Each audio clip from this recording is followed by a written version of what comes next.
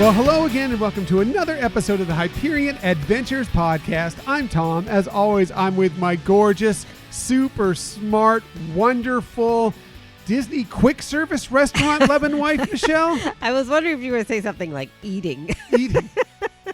Talk about my Cheeseburger loving wife, Michelle. Hi, everybody. Thank you, baby.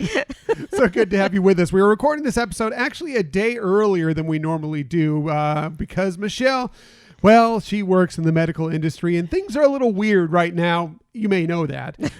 So she has to work on Sunday. So we're actually recording this episode on Saturday, August 8th, 2020. It will come out as normal on Sunday, August 9th. But we're recording this just to let you know in case like something breaks story-wise. Right.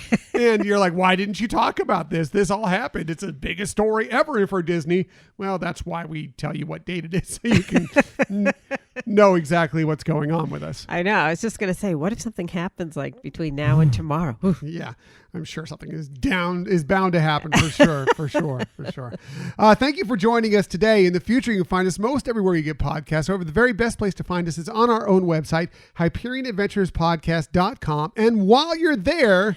Why not sign up for the newsletter? Yeah, please sign up for the newsletter. We had a lot of interesting stuff on this week's newsletter for you, including we kicked off our nomination process for the Hyperion Adventures Disney Hall of Fame. If you got the newsletter, you were the first one to find out what this week's category was. And this week's category was... Best villain. Disney villain. Ooh. That's right. So, and we are still actually taking in nominations for that. So please email us, hit us up on social media, whatever the case may be. I was going to cut it off on Tuesday, but I think I'm going to go ahead and extend it up until our next recording of the episode, which is next Sunday, just to get a few more. We already got some great responses, but just to get a few more in. And then we will also tell you who our 5 we would pick that add in for our nominations as well. Right. Yeah, I was just going to say, actually, we got a pretty good amount that came in. So I'm surprised you're extending it, but look at you being all generous. Yeah, well, I want to make sure everybody gets a chance. No one misses. I mean, people are busy. You got things going on. I can't depend on you to be there watching social media when we post it. Hopefully you sign up for the newsletter and got it, but maybe even if you do, maybe you just breeze through it or whatever the case may be. So I want to give you the chance to chime in with and this is all Disney property, by the way. It's not just animated films, live action films, it's whatever. Any of the villains within that are a Disney property, you can nominate, and the characters that get the most nominations will be part of our final ballot when that comes in around November, December time. So very cool. Cool. We also are very active on social media, by the way. As I mentioned, we put this out on social media. We also put out a lot of stuff for what's coming up in today's episode out on social media. If you want to follow us there, we're on Twitter at Hyperion Podcast, Facebook, Instagram, and Pinterest at Hyperion Adventures Podcast.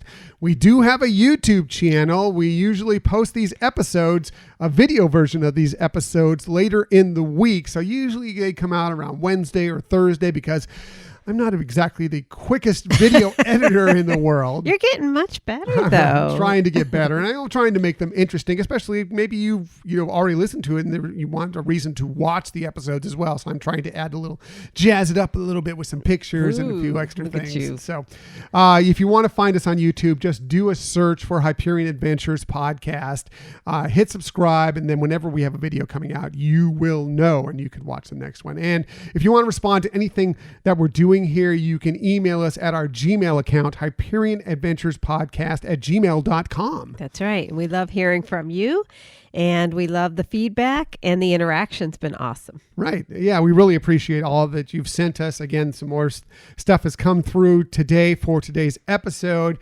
Things come through for our Hyperion Adventures Disney Hall of Fame all the time. But all the time, you just check in with us, say hi, tell us what you think about the show, and we appreciate all of that. Now, I have a couple of things that I want to bring up before we get into our main topic of the week. And the first is we watched the Disney documentary on Disney Plus, Howard, yesterday, and it is magnificent. I think you'd agree, Michelle. Definitely. It really is a great summary of him, his talent, and it was really amazing. There was a lot of things that we learned from that, and it was a lot of very touching moments too. Mm-hmm. Yeah, it wrecked me at the end, by the way. I was, you know me, I'm so emotional. I was a mess at the end of that thing. I was literally crying in my chair in the corner.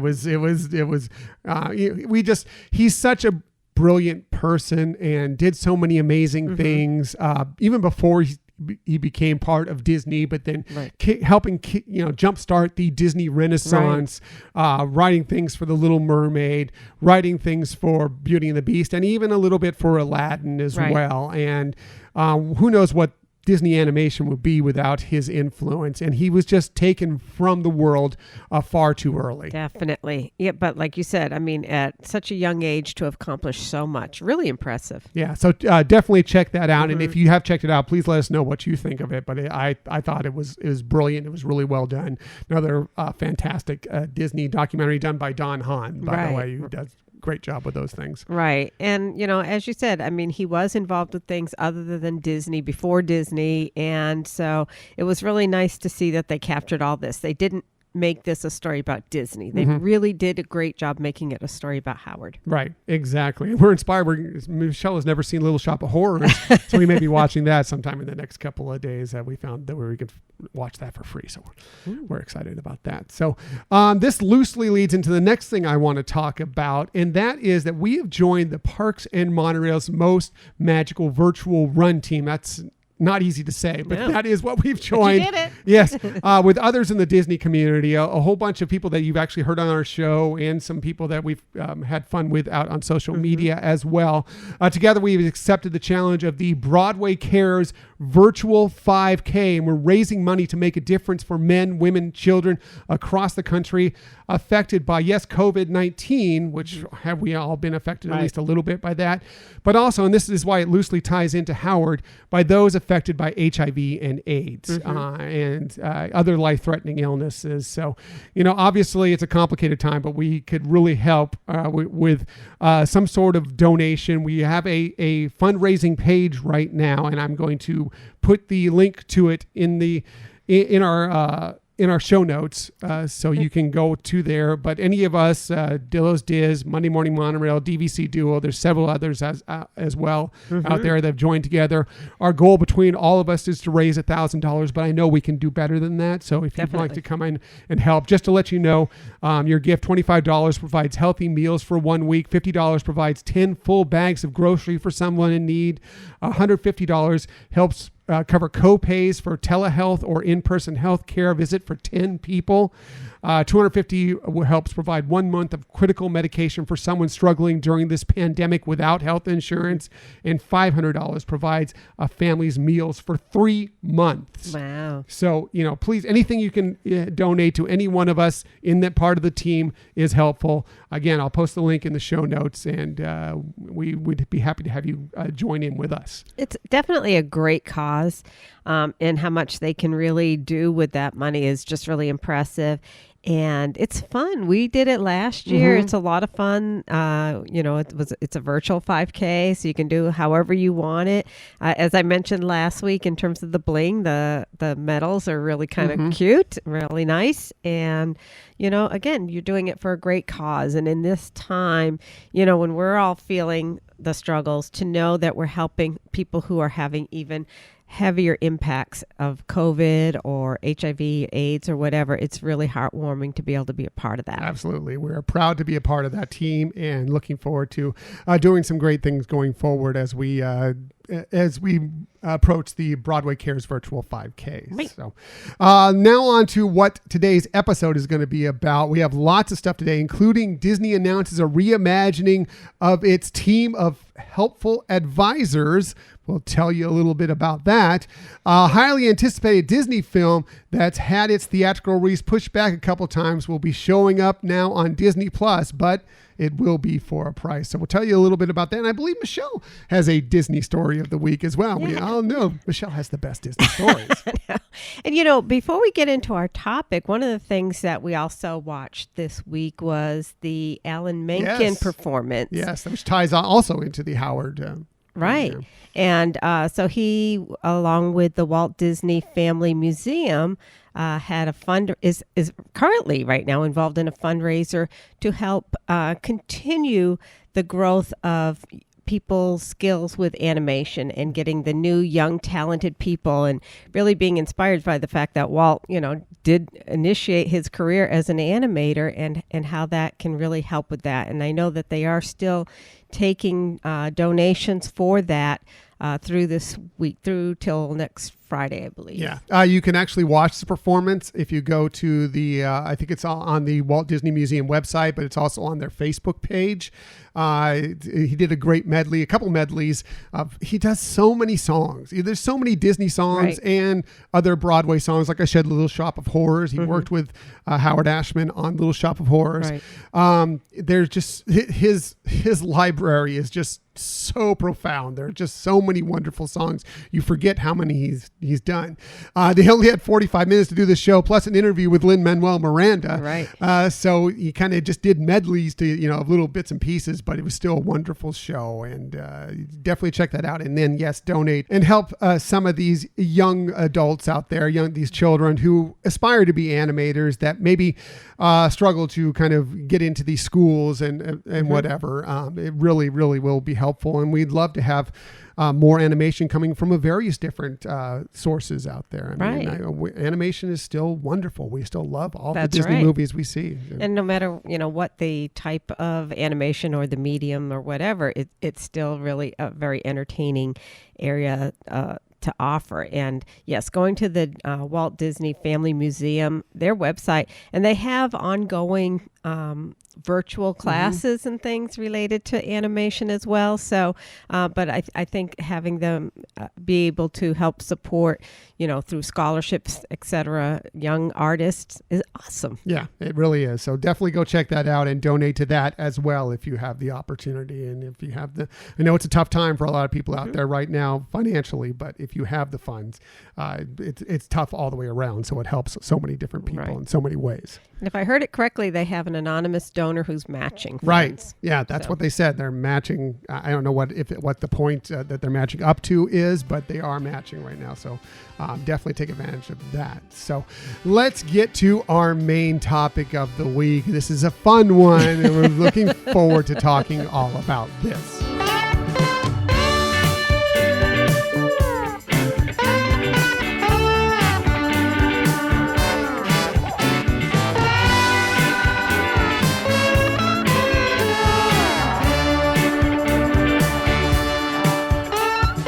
Yeah, so our main topic this week is our 5 favorite Disney quick service restaurants. Right. That was an exciting topic to research. Yeah, there's so many. Disney's known for, when you think of theme park food, you probably think of burgers and fries and chicken nuggets and hot dogs and whatever. And yes, of course, there is that in Disney. Right. But there are some really wonderful options at the quick service restaurants throughout the Disney parks as well. And we're going to talk about a few of our favorites. And, whenever we do one of our 5 favorite lists, we always start with Michelle. One, because she's awesome, wonderful, all things that are good with the world, but also because she has the most very interesting lists. I don't know if that's right, but we know that her list will be right. So let's get to Michelle's 5th favorite Disney quick service restaurant. Okay. Now, as some of you may already know, we don't discuss what we're preparing. Nope. So it's kind of, we do our own little separate research based on what we thought the topic was. And I wasn't sure if this topic was of quick service that is currently available. And so that is how I produced my list. However, if it was considering all quick service, my list would be quite different. Well, maybe not quite different, but it would have some other. Okay. Well, see, and my list is going to be something that is not open mostly now, because my list is mostly Disneyland. Because I have to admit, when we go to the Walt Disney World Resort in the parks there, a lot of times we eat breakfast usually in our rooms. A lot of times we'll even eat dinners in the rooms because we are DVC members, and a lot of times we'll have a kitchen or at least a kitchenette or whatever the case may be. And we plan a lot more for our Walt Disney World vacations. So we usually have ADRs for different restaurants, table service restaurants around for lunch. So while we do quick service occasionally, don't get our focus when we go to the Walt Disney World Resort. but we do have some. There are some on my list, and I'm sure there's some. Well, now I know there's some on Yeah. your list, but mine will be for Disneyland, which none of them you can access right now because you can't access Disneyland right now. So obviously we're playing this a little differently, but Right. still, I'm sure there'll be fun lists. Let's get to Michelle's number 5. Okay. So my number 5 is Cosmic Rays Starlight Cafe in Tomorrowland in the Magic Kingdom. Now, another one that if it was open at the Magic Kingdom, the Columbia Harbor House, that would have probably been my number 5 here. But because that's not open, I really did go with the Cosmic Rays. One, it's an out of this world setting. I see what you did there.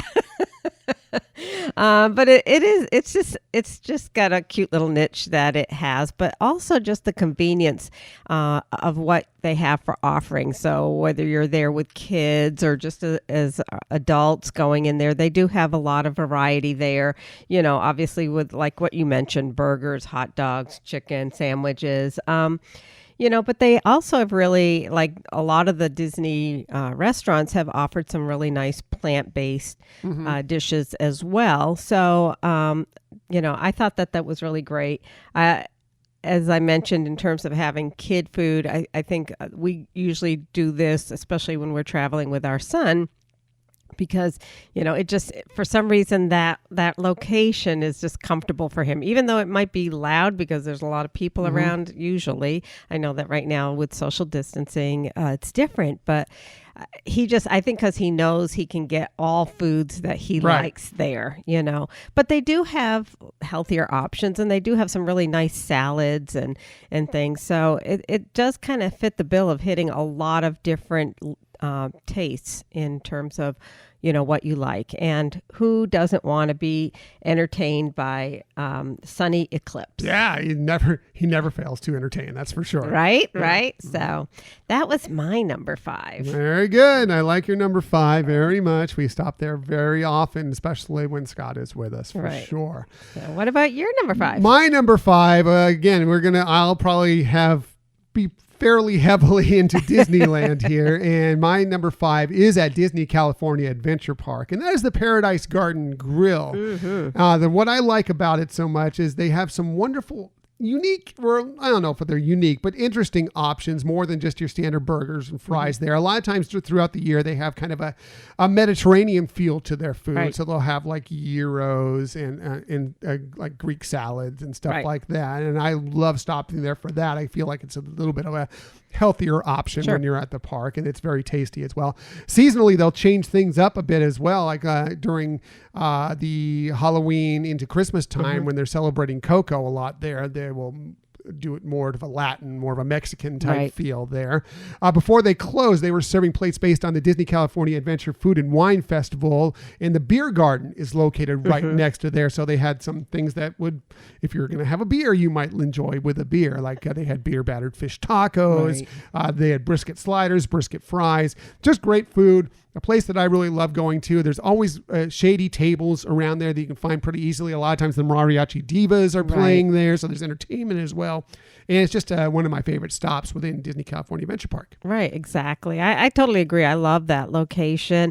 It's not one that a lot of people, I think, tend to go to because it's further back, and it's kind of hidden in a weird corner. Yeah. Right. And I think it started opening up a little bit more with people seeing it because of some of the attractions that they moved into that area, related to Pixar, So I think it was starting to pick up a little bit more from what we were seeing in the past. But you're right. It does have a lot of nice variety of food. But again, a lot of kid-friendly food there as well. Whether you're talking, some other, burgers or pasta or, pizzas and things like that in that area. So yeah, and like you said, having the entertainment there really made it special. Yeah, so it's one of my favorite spots, actually, my 5th favorite Disney quick service restaurant. Let's get to Michelle's number 4 favorite. Okay, so I think this one might be on your list, and it might be higher on your list than mine, but as number 4 is the P&J Southern Takeout at Fort Wilderness. It's not on my list at all because I kind of took it. I know it's quick service, but I took it as more of I guess it's takeout. I guess it is quick service, but I kind of put it differently. But it is, it's like night one, getting some fried chicken from P&J's is one of my favorite things in the world. It just means we're at Walt Disney World. Exactly. That's why I really thought it was going to be on your list. So to make my list, I really did click the button of quick service options at Walt Disney World. So that's how I know that it falls under that category. So I didn't want to cheat or anything like that, it's just got that very rustic charm to it. I mean, I guess charm might not be the best word because, like you said, it's more of a pickup takeout kind of location.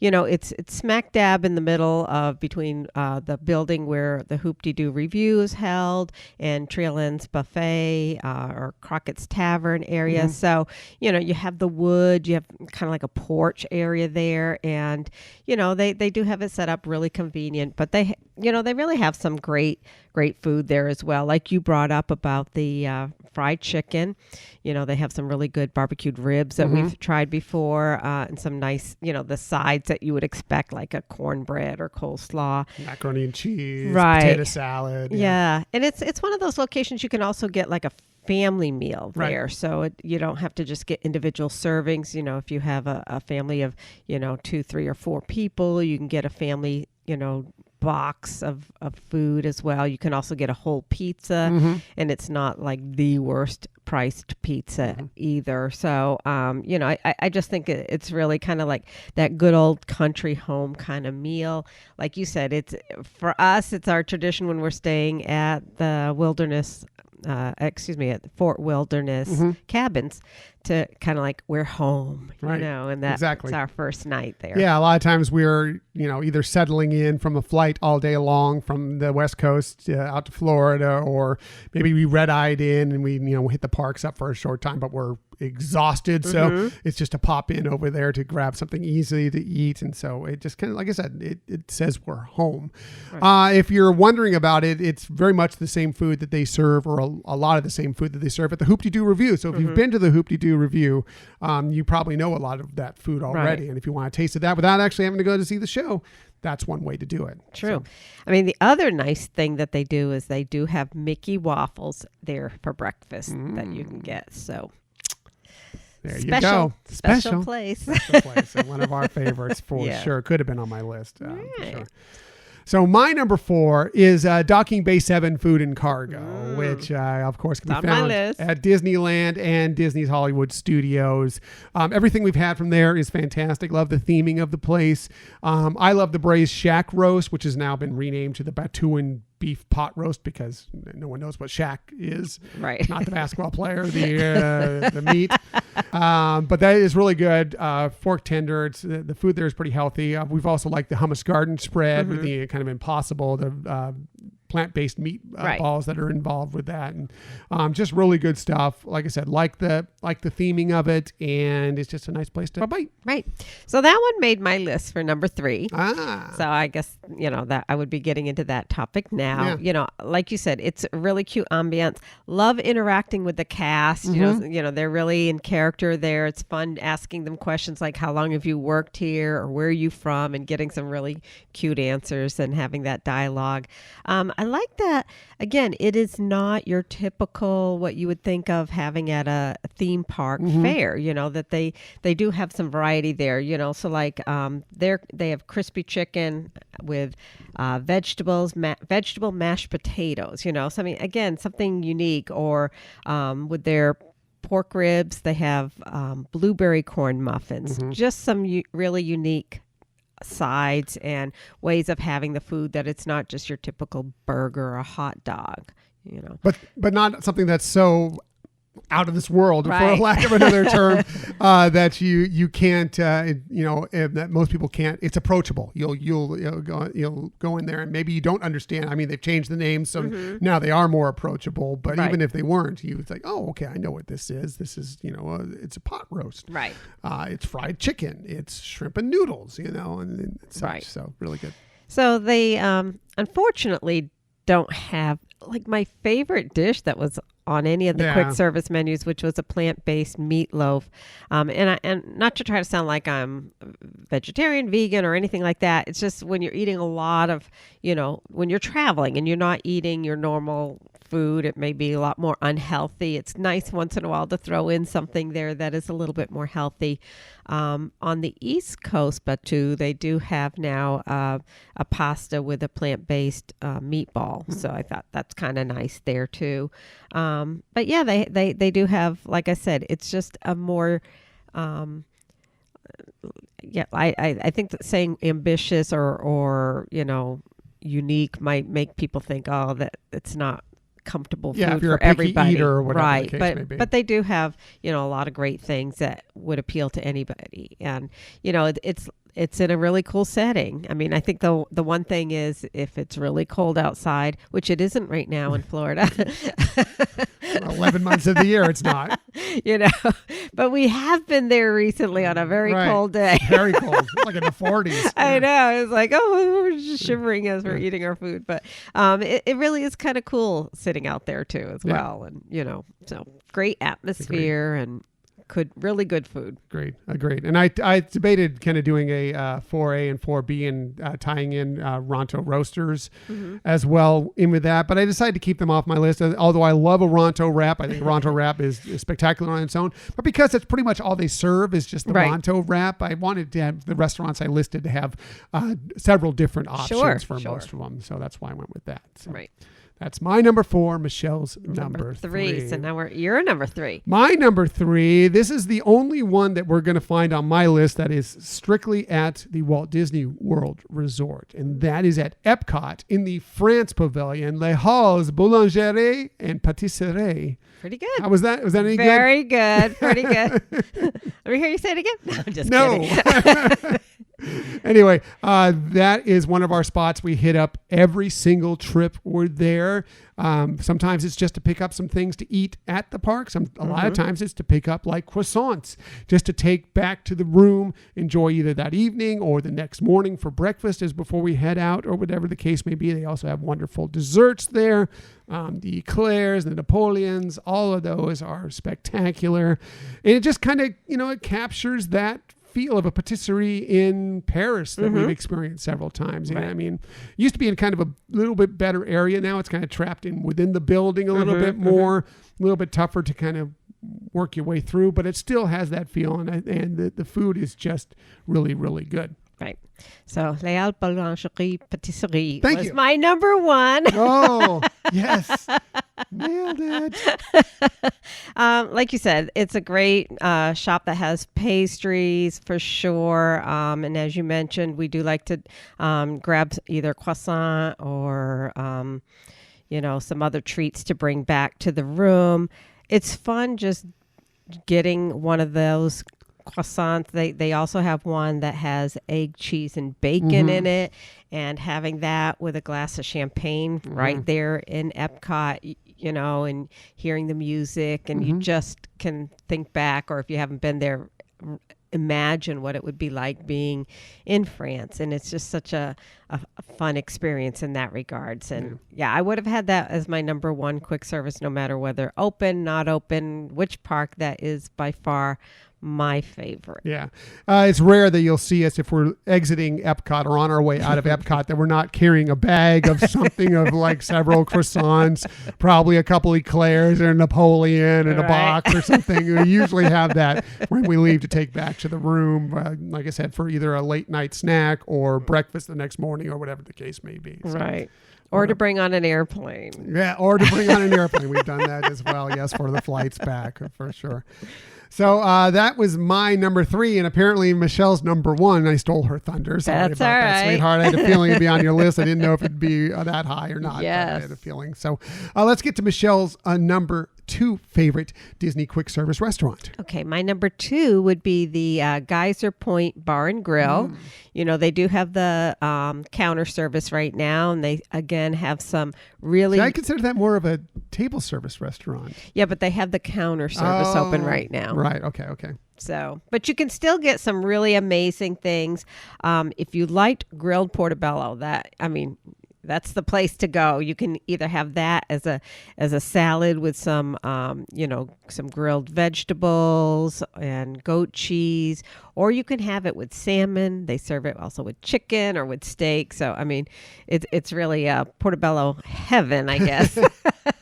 But they also have a really delicious bison burger there, which is a healthier version, less fat in it. And it's a great atmosphere. You can get the food, have a seat outside there, look at the water. Right on Bay Lake. Yeah. Right. Just really rustic food. Again, it does have the traditional foods that, most kids would like, but also some elevated menu items as well. And it's just really nice rustic feel to it. Yeah. It's another spot we hit up at some point virtually every trip. Sometime when we're not maybe going to the parks or whatever the case may be, or we just had a light day at the park. We want to grab a bite somewhere. And it's the place we hit up. It's a great beer and wine list there as well. Right. I mean, they do have, their lounge hours for serving some, late night snacks is open kind of late. So that's pretty nice too. Very cool. Yeah. Yeah. So I considered it more of a table service restaurant, so it's not on my list, but it's definitely a favorite spot of mine for sure. So it could have been. Yeah. So like I said, right now they do have the counter service. That's right over to the side. Mm-hmm. Yeah. Okay. Very nice. So, okay, so we're up to your number 2, I think, so right? Apparently, we've already done all of yours, right? Yes. So now I have the last 2, right? Take over the rest of the show, or at least this part of it. My number 2 is back at Disneyland, in the Fantasyland portion of Disneyland, and that is the Red Rose Tavern. It's another spot when we're in Disneyland. It's a regular lunch grab for us. I really thought when they I think it was Pinocchio's before they changed it over, and it was about the time that the live action Beauty and the Beast came out that they changed it over to the Red Rose Tavern, kind of Gaston's place. Right. And I really thought when they changed it over, actually the theming of it was better than Pinocchio's place there for me personally. We love a lot of the food that comes out of there. And again, it's interesting. Yes, they have your traditional burgers, fries, whatever, but they have some other interesting things. Our favorite thing that we get virtually every time we go there is the Enchanted Cauliflower Sandwich, which is a plant-based dish that has packed so much flavor and is so wonderful. Right. And it's one of our favorite things to pick up. It's even big enough that a lot of times we'll just get one and split it. Right. Yeah. So it's got that really nice, I think it's roasted, right? Or grilled, maybe. I don't know. Cauliflower. Right. They have a really nice spicy sauce on top of it. It is so delicious. Yeah, it hits as a burger, so it's on a bun, and it's really well balanced. It hits all the flavor profile. I never thought I would love a cauliflower burger or sandwich as much as I love this one. It is really, really good. They also have pommes frites there with garlic, which is really, really good. They have slow cooked beef poutine. Right. They have some flatbreads there. And they have like a couple things. They have a burger as well, and they have a Lumiere chicken sandwich, which is good as well. For breakfast, we've had the Beast breakfast burger, which was really good. Rob and Kim LeBerry, who are now doing the Hoopty Duo review show, and you should check that show out, by the way. They joined us. They tried out the garden vegetable hash, and Kim loved it. Rob was surprised at how much he loved it. He was like, when you ordered this, I was thinking I was not going to have any interest in it, but he said it was really, really good. I haven't tried. I think I took a bite of it, but really haven't had it much, but they will tell you that it's good. So really interesting food there, and would highly recommend it being one of your stops when you're at the Disneyland Park. Disneyland Resort, Disneyland Park. I totally agree. That would have been on my list if I was including things that are not open. And like you said, we hit it up all the time. It's really nice. They have an indoor seating area, an outdoor seating area as well. For quick service, it really is. It seems like it's themed really nicely. If you really pay attention to the details, because I think that's one of those spots that you can just be so focused on the food to get out that you're not really noticing the decor. And it really does. They really do a great job with theming there. And, like you said, the food, they have a lot of variety there of having dishes that you wouldn't see at other restaurants or quick service at the parks. And it's just an all-around fun place. Yeah, all-around fun place with great food, and highly recommend it. So I'm going to continue on since we've already done your number one, which was, again, your number one. I want to hear you say it again. Oh, my number one is Les Halles Boulangerie Patisserie. Thank you. I'm just going to dub you over me from when I said it earlier because you say it so much more it's pretty than I do. It's not 100% perfect, but it's much better than mine. Anyway, my number one. I'm actually glad that your list was restaurants that are only open right now, because I think we'd be stealing a lot more of each other's. My number one is, I know, another of Michelle's favorites, and would definitely have been on her list had she picked from places that were open right now, picked from anything at Disneyland, and that's the Jolly Holiday Bakery Cafe. It is a definite stop virtually every time we think about going other places, and sometimes we do, like I said, with the Red Rose Tavern, whatever. But inevitably, at some point when we're on our Disneyland visits, we end up going to the Jolly Holiday Bakery Cafe, because they just have such wonderful sandwiches, baked goods, desserts, salads, soups. You can never go wrong with the Jolly Holiday combo. It's a steal of a deal. Their wonderful, fantastic tomato basil soup, and this hearty grilled cheese sandwich, on toasted, sourdough. so lovely. And it's just, it is a go-to dish for us regularly. Yes. They also have some other great sandwiches as well. Just a couple that I'll name here. The roast beef and blue cheese is really good. The caprese, if you're looking for more of a vegetarian, the caprese on focaccia is also excellent. If you know what a caprese is, it's tomato, it's basil, it's mozzarella with usually a little balsamic dressing over the top of it. Really, really good on the focaccia bread, which is soft and lovely and wonderful. The Jolly Holiday salad is really good. And I said they usually have the tomato basil soup almost every single time. And they also will have some sort of soup of the day as well. And they also do a lot with, the baked goods, the desserts. They do some specialty coffees there as well. It's just a really, really great stop. And, they do mobile service as well there. When I first heard the title of it, I thought, bakery. And if I'm in the mood for bakery. But like you said, it has so many other dishes there that you can choose from that are really, a nice meal.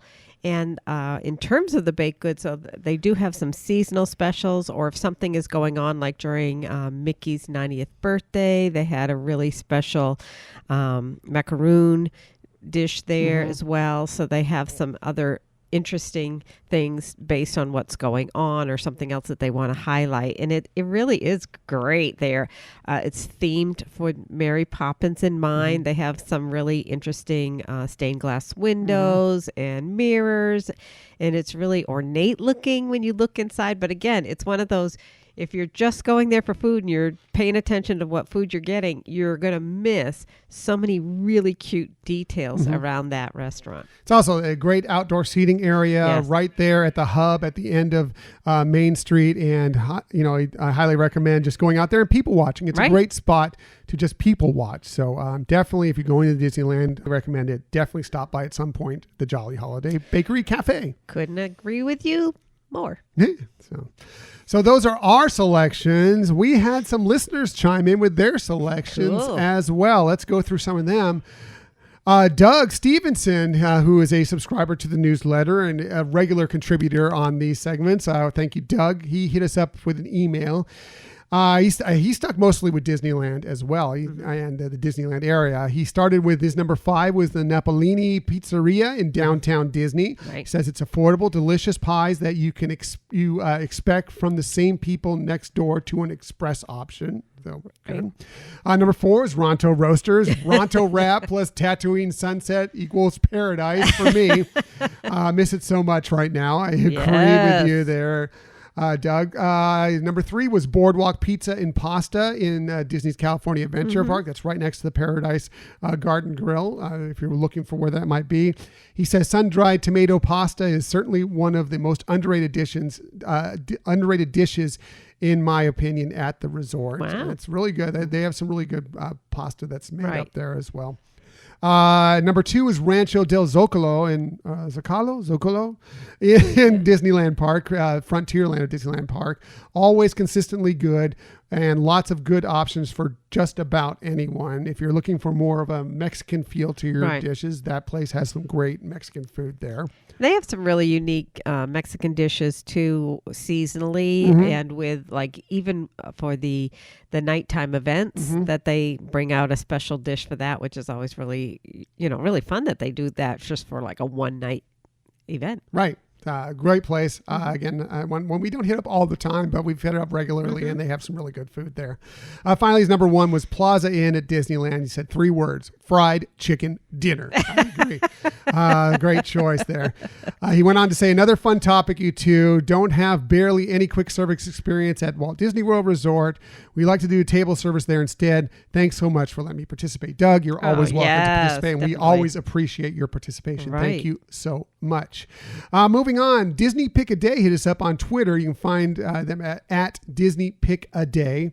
And he said, assuming that lounges don't count. Number 5 is Sunshine Seasons. Good for you food, he says. Number 4 is Flame Tree, which is over at Disney Animal Kingdom Park. Right. Ribs and chicken, great, but normal. He also said the Les Halles Boulangerie Patisserie. Yes. Quiche, bacon roll, etc. Yes. He went on for number 2 is the Satuli Canteen. Best food for you and tastes great. That's another great spot. And number 1 was Harambe Market. He said ribs, so good. So thank you very much, Disney Pick a Day. Yeah. Justin Monorail hit us up on Facebook. Yeah, I've heard of him from the Money Monorail podcast. He said, a Hyperion Adventures top 5 list and 5 involving food. Now this is the pod tech. Woo! Let me start over. A Hyperion Adventures top 5 list involving food. Now, this is the podcast content I'm paying for. Wait, I don't have to pay? Anyway, forgive the long list, and please feel free to mention those that may not have already received some love. I just can't trim this list down. Justin, it's a Hyperion Adventures podcast tradition to go more than 5. So we will go ahead and go through this. Ronto Roasters, he says, you know, we live that rope dropping Ronto Wraps life. He's the Docking Bay 7. Love the unique and delicious fare. Right. Woody's Lunchbox. Tots and tarts all day. I'm having a tough time reading today. Yes. Casey's Corner, aka the only place that you should eat a hot dog at Walt Disney World. Okay. Friar's Nook. Do I even have to say loaded buffalo chicken tots? No. Okay, I won't. Flame Tree Barbecue. Oh, how I dream of the pulled pork mac and cheese. Satuli Canteen, again, unique and delicious.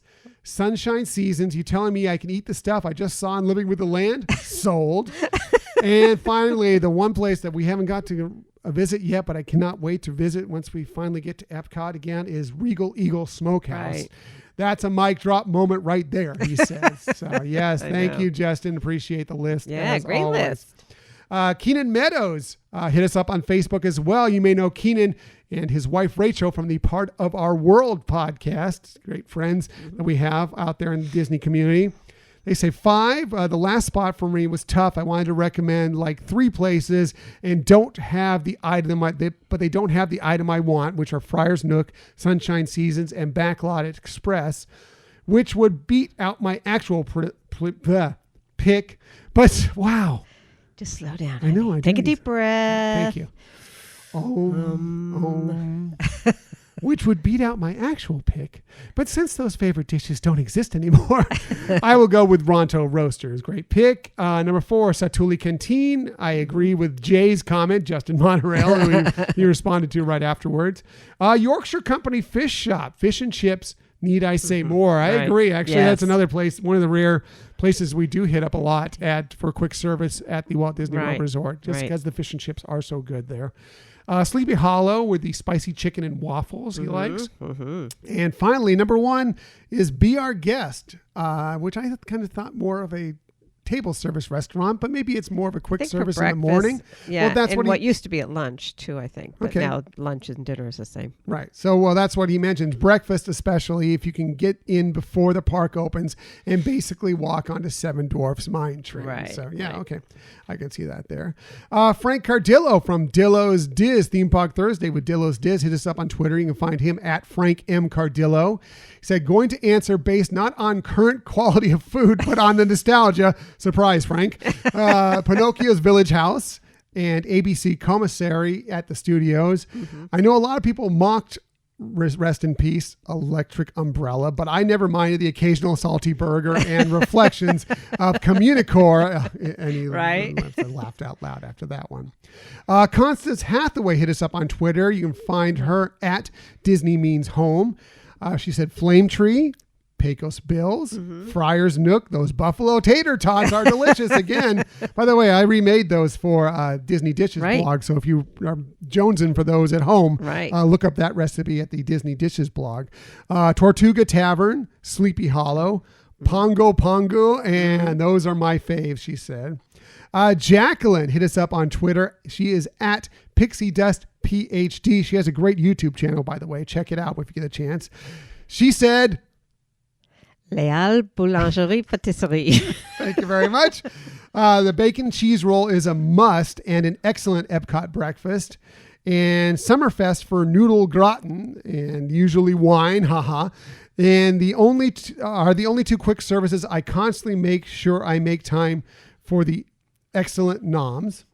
If I'm staying at the Animal Kingdom Lodge, the Mara is also very tasty, she says. So thank you, Jacqueline. Yeah. Appreciate that. Magic Meter Podcast hit us up on Twitter. You can find them at magic_meter. Based on the last time we were at Disney World, I think we liked Columbia Harbor House the most. Almost was on my list. Right. It was on my list for a little bit, and I pushed it off because there's some other things that I liked a little bit more. But I do love Columbia Harbor House as well. Right. Like I mentioned, that would have been on my top 5 list for sure if it was still open. Finally, Adam hit us up on Twitter. You can find him at The Mouse and More. And by the way, belated happy birthday to you, Adam. I don't think we hit you up on social media this week, but we're going to pass it along through the podcast. Hope you had a wonderful birthday, Adam. He said Cozy Cone. That's at Disney California Adventure Park in Carsland. Jolly Holiday Bakery Cafe, yes. The French Market, Satuli Catine. GCH Craftsman Grill, which is the old Whitewater Snacks, which you can find at the Grand California Hotel at the Disneyland Resort. They have great food there. Yeah, they do. Captain Cook's at the Poly. The Mara, again, mentioned at the Animal Kingdom Lodge. And again, Columbia Harbor House. So great list. Again, thank you, Adam. And thanks for everybody that chimed in. Definitely. So those are all their lists. Do you have any other honorable mentions by any chance? Pretty much everybody was hit here so far, I think. Well, I mean, I think some other honorable mentions that I would have included, again, if it was considering everything, Flo's V8. Yeah, I think, they were on my list for a second, and I dropped them off. And the Petit Cafe over at the Riviera. You know, I think I would have also included. I mean, that technically is open, but that would be more of an honorable mention. For me. So I think those would probably be the ones that I would have included. They're good stuff. Yeah. One other one I'm going to mention is the Bengal barbecue from Adventureland in Disneyland. They have some meat and vegetable skewers and some other things there, but there is also a really great location if you like something a little different, not your traditional park fare. Right. They have some really good stuff there. So that's it. Those are our top 5, and some of our listeners, top 5 Disney quick service restaurants. If you didn't hit us up already, we'd still love to know what your favorites are. Send them to us, either hit us up on social media or send it to us through our Gmail account, and we'll share them on an upcoming show. Yeah, we'd love to hear from you again. Yes, really appreciate it. Again, our top 5 Disney quick service restaurants.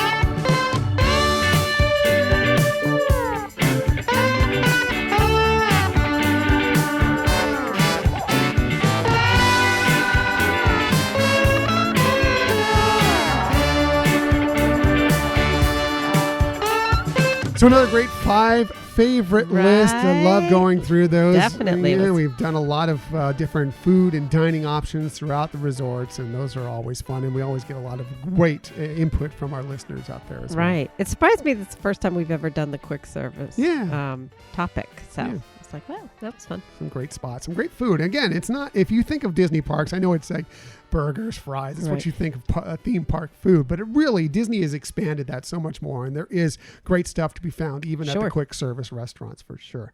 Let's get to our Disney stories of the week. Every week we have a few stories for you that we like to cover that cross the Disney gamut for various different areas. I'm going to start with something involving a Disney film. That is a highly anticipated Disney film that was supposed to arrive in theaters back in spring, then again in summer. will now arrive on Disney Plus, but it's not without an extra cost. This is really kind of a controversial subject out there. A lot of people on both sides of this. So this from CNBC.com.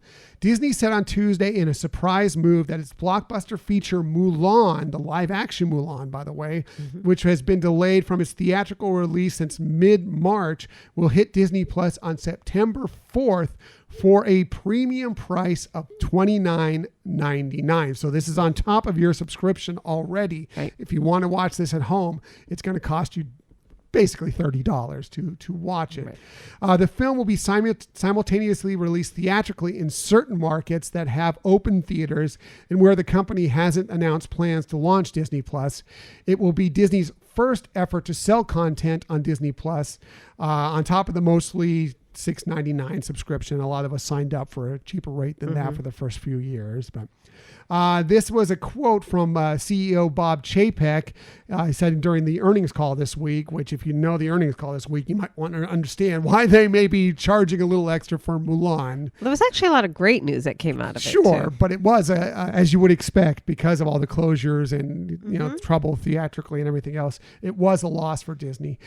He said, quote, "We see this as an opportunity to bring this incredible film to a broad audience currently unable to go to movie theaters, while also further enhancing the value and attractiveness of a Disney Plus subscription with this great content," end quote. So, Disney kind of hoped that this would be a big smash hit. As a matter of fact, they say that the budget for it was around the $200 million range, with marketing that could have been somewhere around another $100 million on top of that. So Disney needs to kind of recoup that money in some way. I mean, they could put it on Disney Plus and it'd be bonus, for no extra charge, but they're not going to recoup that money easily from it. Maybe it gets some more subscriptions, but does it get a lot more subscriptions? It's not a guarantee for sure. So they kind of had to do this in a different way. Now, they're also hoping that they would get from Mulan a lot of Chinese theater goers to watch this one. Now, they still may release this in China to the theaters there. And, since it's getting a little bit better as far as this in China. So they may try and still put it out there. And I don't believe Disney Plus is available in China right now either. Where it is available, Western Europe, of course, Canada, Australia, New Zealand, and here in the United States is where you can find it. Now, the price tag is obviously steep. But, and we've debated this. As soon as we talked, we were like, okay, are we going to pay for this? And we're not sure yet. Because it would be about the price if we were to actually go to a theater and, we like a nice theater with recliners and stuff. We go upscale. That's how we roll. So we probably will be paying about that price for it if we were going to go see it. But it's not the theater experience, and this might be a movie you want to see in the theater. And knowing what the track record has been for the Disney live action recently, do we go ahead and pay this price and see it? Or do we wait until eventually it is free and we can watch it at a later time when it is on Disney Plus or whatever the case may be, or we can get it on demand for a cheaper price? People are so trained to, if you're going to get a movie in your home paying about the $5.99, $6.99 point, it's a little different. So I think we've decided we're going to kind of wait and see what the reviews are like and then decide after that. Right. So a couple things to say about this. So in terms of us deciding to wait, actually, this is a movie that even if it was out in the theater and we could go to the recliner theater, I don't know if that would be one that I would jump at as quickly. That one I might say, let's just go to a regular theater and pay less and just see the movie. But, again, based on some of the, not that the current live actions have been bad, they just haven't been maybe in my opinion, as superb as some of the originals or the animated classics that they have replicated. So that being said, that was kind of what drove my thought of let's kind of hold off a little bit.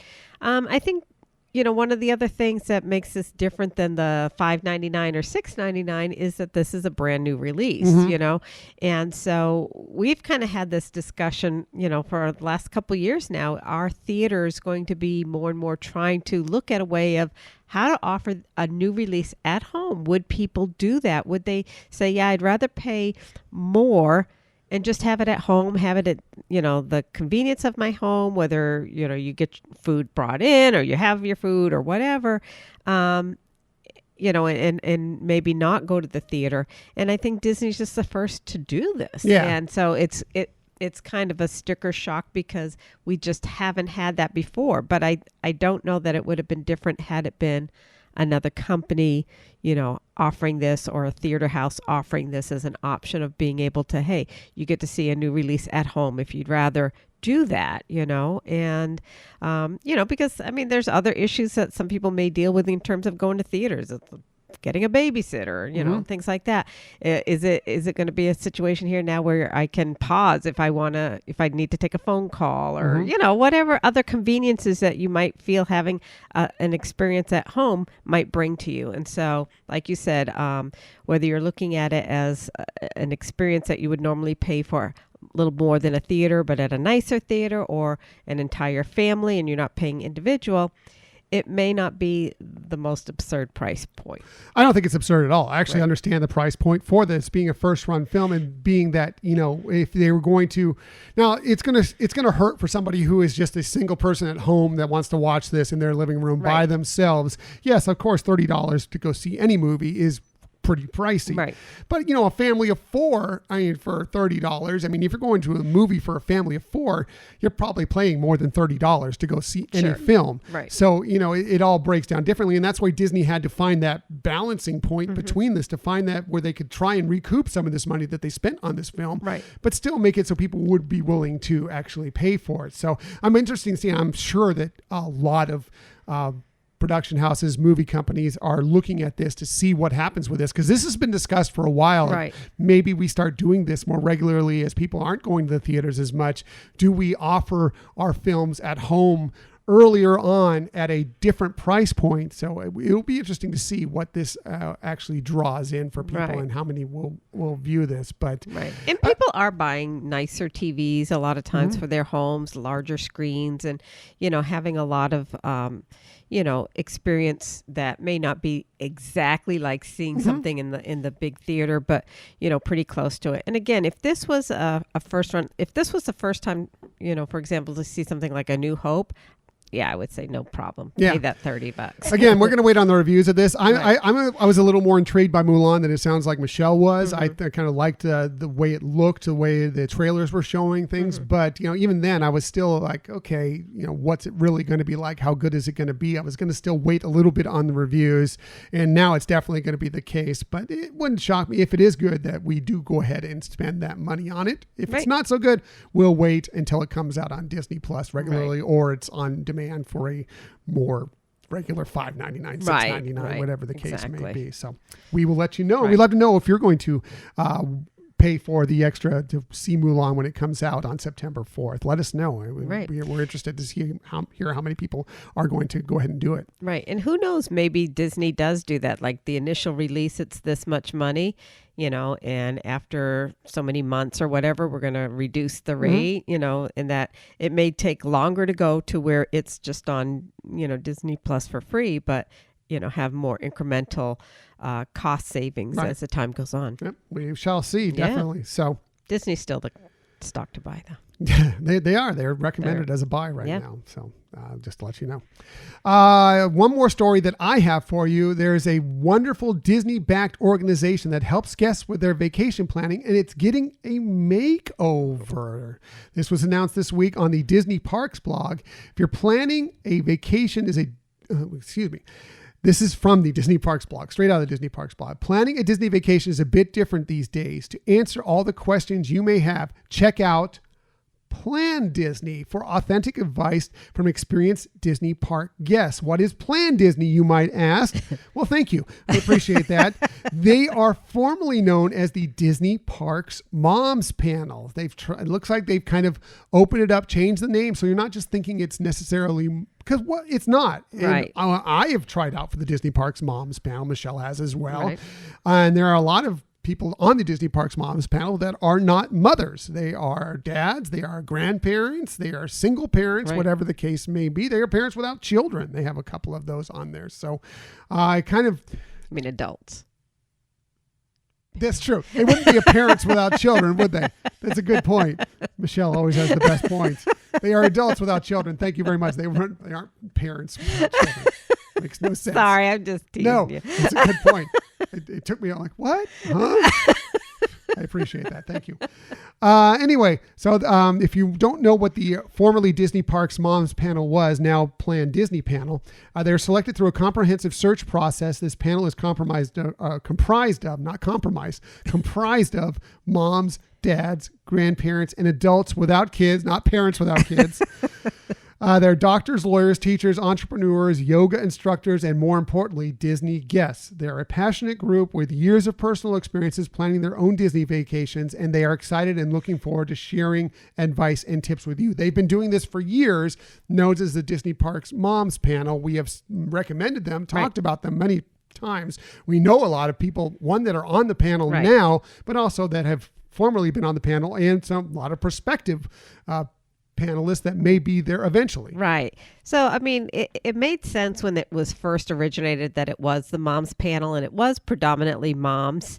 And as time went on, like you said, they did add on, dads, grandparents, etc. And now calling it Plan Disney, I think, is amazingly great because it really does let everybody know here is a location that you can go ask a question and get some information that you might be looking for. And it's such a variety of questions that are asked, but I do believe that was the right thing to do, to rename it, rebrand it, so that people know it's a resource for everybody. Right. It just kind of makes more sense. It simplifies it. Basically, you don't know if you don't know what the moms panel is, you may not know to access them. But Plan Disney says exactly what you need to know. If you're planning a trip there, this is the place to get your questions answered. So you can go there and ask a question if you want to on the website. They also have a library of questions that were asked in the past. So you might be able to find your answer that way without even asking them. You could do a search. Right. But these people are very knowledgeable. They love going to Disney. They know all sorts of different stuff about the various Disney things, whether it be Disney Vacation Club, Walt Disney World, Disneyland, Disney Cruise, even Run Disney. They have all sorts of answers for you there. And so please check it out when you get the chance. Yeah, it's an awesome resource. And again, it's great that they're opening it up. I know that people who are hoping to try out for the panel for next year, that's been postponed. So the current panel will be going on for another year, at least most of them, if not all of them.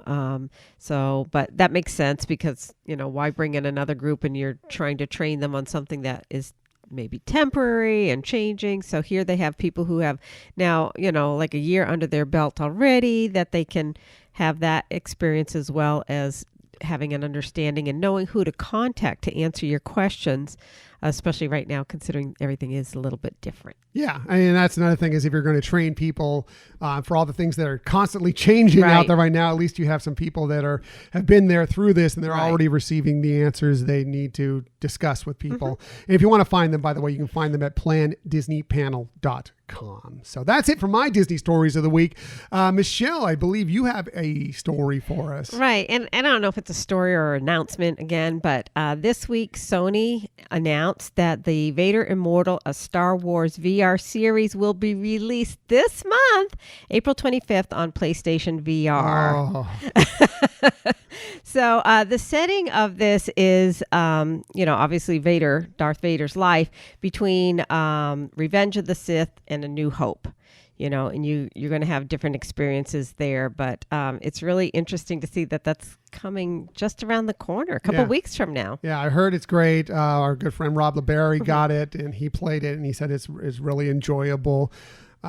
Being that it would be on PlayStation VR makes it more accessible for us because we already have PlayStation. There's also, by the way, an Iron Man VR game. I don't know if it's out yet or not, but it's coming for PlayStation VR as well. So if you're thinking about doing that, know that there's a couple things you might be interested in out there. So great. Good stuff. Michelle's stories, always the best stories. A little announcement. Yeah. Speaking of the best from Michelle, let's get to Michelle's tip of the week. Every week we try and give you some sort of tip that might help you on your next vacation. Disney Cruise, once they get sailing again. Disneyland, once it opens again. And of course, the continuing open of the Walt Disney World Resort. Again, we always start with Michelle because she's wonderful, great. She has the best lists, the best stories, but she also has the very best tips. So let's get to Michelle's tip of the week. Well, thank you, sweetie. So my tip relates to actually planning a trip and getting prepared for a trip. And it doesn't have to be until you have something scheduled or reserved at Walt Disney World, but it can be if you do.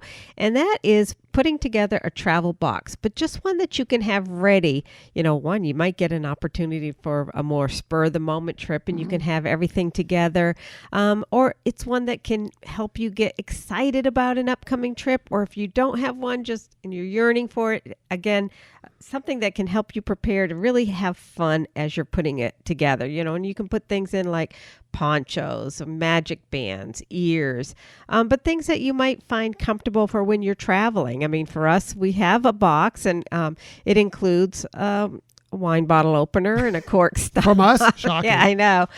But it's also, you can get the kids involved. They can put together some things that they might want to. That's our box. It's just a wine opener and a stopper. That's no, it. That's our not entire true. travel box. We're ready to trip. We're ready for a trip. But you can have things like room decorations, have the kids get involved in that. They can even decorate the box that you have to store these things in. But we do have one, and it does make things. We do have other things, and if you're interested, we can let you know all the things we have in that. But for us, because you mentioned we are Vacation Club members, that we do have some things that we have prepared for when we're going to stay maybe more at a studio that doesn't have a full kitchen. So some things that might make it a little bit more comfortable in that regards as well. But it can be fun just assembling it, and as you're doing it, thinking of a trip, or if you have one upcoming, you can think about what do you want in there, some magnets, all kinds of things that you can put in there. You can add to it as you think of things, but it can have it as I said, you can get excited about something and then have it ready to go when it's time for a trip. You got a portion of your trip already packed. Yeah, and you never know when. There's some great deals coming up right now on a lot of places that you may suddenly change your mind and say, you know what? We have some time off this week.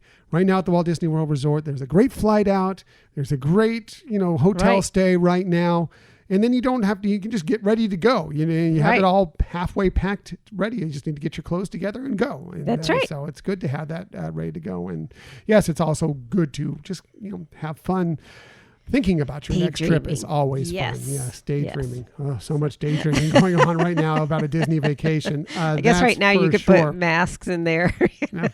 Good point. So anyways. Thank you, Michelle. Michelle's tip, always the best tip.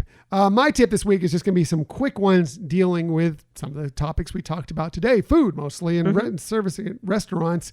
I'm going to talk a little bit about how you can save a little bit of money for one thing at one of these, actually any of the Disney restaurants, but especially the quick service.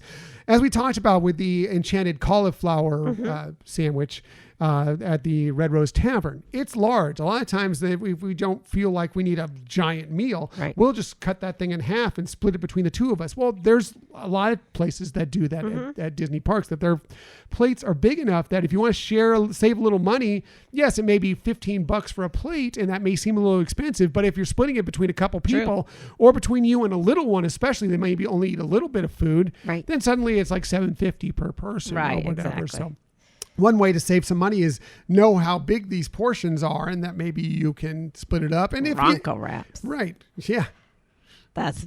I can't eat a full one. You can't eat a full Ronto wrap? No. I could all day.